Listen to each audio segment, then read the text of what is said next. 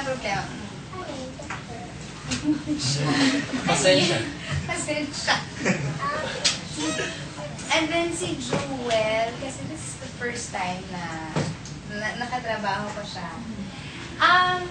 Tahimik. Lagi lang siya, meron lang siya isang spot sa standby area. Nandun lang siya. Minsan phone, kung hindi, minsan Bible yung hawak niya. Yun. Tahimik lang siya. Yun.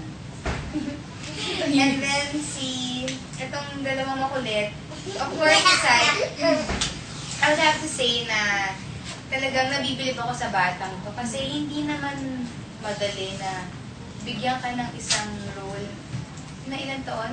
Ilang taon si Madam Ana? 50 plus o kung ano man. At ilang taon lang siya? Okay na. 7. So, 50 years yung difference. At kailangan umemote siya na, itong nararamdaman mo sa anak mo, anong alam niya sa magkakaroon naman ng anak, hindi ba? Pero yun, nagagawa niya ng maayos, malambing, lagi niya ako pinapahiram ng iPad niya. Tinuruan niya ako ng mga games sa iPad. Tap, yan. Tinuruan niya ako.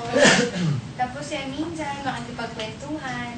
Si Luis naman, nung umpisa, medyo naiilang pa. Pero ngayon, mas okay na kami. Tsaka, ngayon na hindi na siya part ng show dahil nga namatay na yung character niya. Namimiss ko yung pag-morning, pag dumating ako sa set yung, hi, Tita Jody. Hi, Tita Jody. Namimiss ko yung ganon. Napakalambing kasi nilang pareho.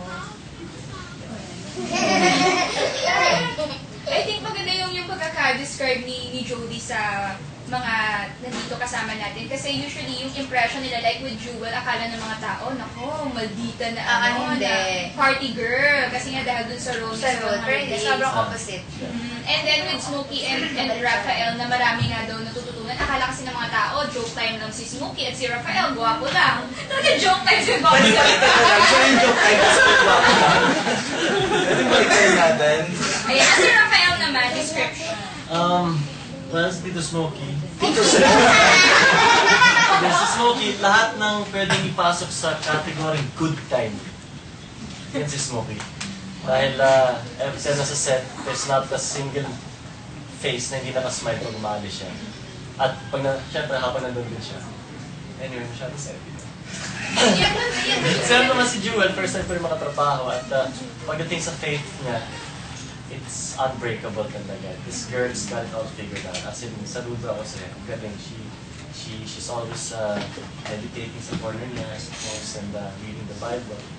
Si Luis naman, pagdating sa payo sa TV, para kay Bart, ganun din yung payo niya sa totoong buhay. Dahil, Sa love life. Hindi naman sa love life. I mean, yung pagbibigay ng payo sa TV, may payo din siya sa totoong buhay. And then, nung nag-usap kami sa park, may time na tinanong ko nagtanong siya sa akin tungkol kay God. So sabi ko, ano yung dahilan kung bakit tayo nag-uusap ngayon?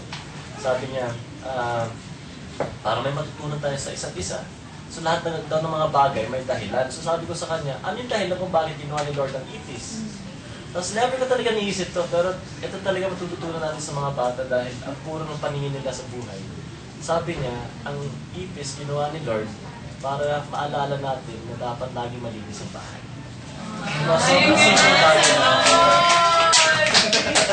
Kaya kay Cyril naman, ang dami ko natututunan dito.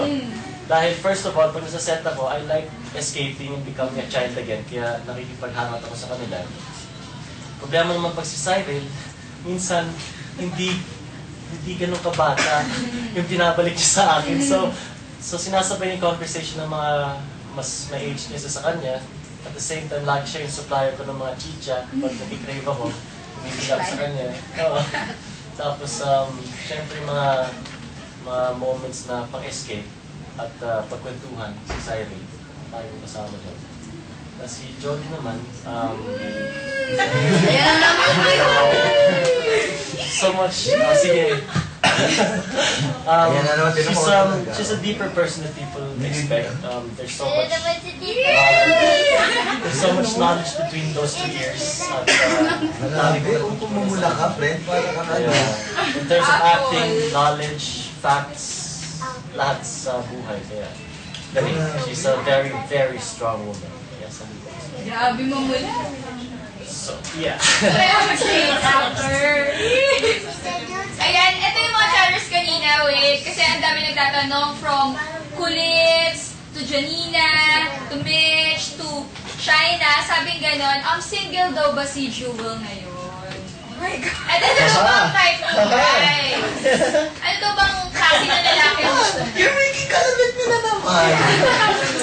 May gusto din. for me. Bakit ako sasagot? Ano ko yung tinanong? Nose to nose daw muna bago mo sagutin. Huwag naman kayong ganyan. Alam mo, mapagpatul ako. Baka maghina ako bigla dito. Vulnerable ako ngayon. Hindi, ayun, tinatanong ko single ka raw. Ha? Single daw ba? Kasi si Neil, single but damaged. Single that dami. Oo, single but troubled. Ayun. Oh my gosh! Hirap na ako sumagot. Don't be a here. I love Tino. I feel Smooth. you know what? Ano na lang, reserved. Reserve. Sir! Okay, reserve. Reserve. Ano daw ba ang tipo mong lalaki? Gusto ba yung Physically and kung ano yung ugali. So, gusto ugali. ba yung What catches your nakakatawa? attention? Nakakatawa syempre. Nakaka-black na t-shirt? No, nakakatawa, that's one. Pangalawa, hindi kasi ako mahilig sa gwapo. Hindi ako, Ay, hindi ako. Hindi ako yun. Ikaw na yun! hindi naman sa hindi mahilig sa gwapo. Syempre, I believe that you have to be attractive, di ba, to the But you person. look past. Pero Yeah. ex mo, di ba? Ha? May sasabihin sila. You look past the appearance. Yeah, actually, Physical appearance of the hindi person. hindi yung physical appearance ang unang nakakakuha ng attention ko. I have to at least have a conversation with the person. And then dun ko, Malalaman. yeah. Smoky conversation daw. Yes, I'm a very good conversation. Mali. I'm a very good conversation. Nakakatawa. Funny. Pero ano yung, so yun, ano yung pinaka-attitude na gusto mo sa isang lalaki? As in one attitude na talagang magmamata mo sa'yo. Kung merong isa talaga, yun yung kailangan, meron siyang fear of God.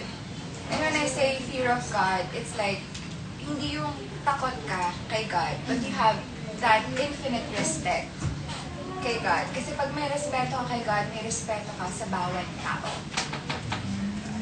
Smokey? Yes. You have that, infinite respect. I have so much fear. I am a God-fearing person. Who is it? Lahat naman tayo, di ba? Yung sinabi ni Jewel is so, kumbaga, very general na I think that's the perfect person to look for. Yun talaga. Hindi na para sa akin, hindi na para kay Jewel, para kay Jody rin. Ewan, nakita mo na ba, di ba? Alin? Bigla, wala lang, nabingin. Bigla nabingin. Sorry. Natawa sa akin. Pag alam mo, lagi kang ganyan, pag tungkol sa lapang-usapan natin, nagiging bingi ka bigla. Biglang nabasa ako. Ano ka ba? Anong binabasa mo dyan? Si Smokey na ang tipo ni Jewel. Siya na talaga. Siya na. Ayan, and we're down to our last 4 question. Yes, ang sad. Kasi, kailangan natin maganda. Ayan, eto, ano daw yung, gusto nila malaman, ano daw yung similarities? Kasi kanina nasabi niyo yung differences niyo na-describe niyo yung isa't isa, na different kayo dun sa character niyo, dun sa 100 Days. But this time, ang question nila is, ano daw yung similarities niyo dun sa character?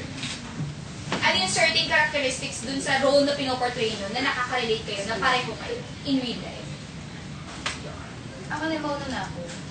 Wag, pag nauna ka, iyak kami lahat. Uy, Ay, wag ganon, ha? Okay. siguro si Sofia at si Jody.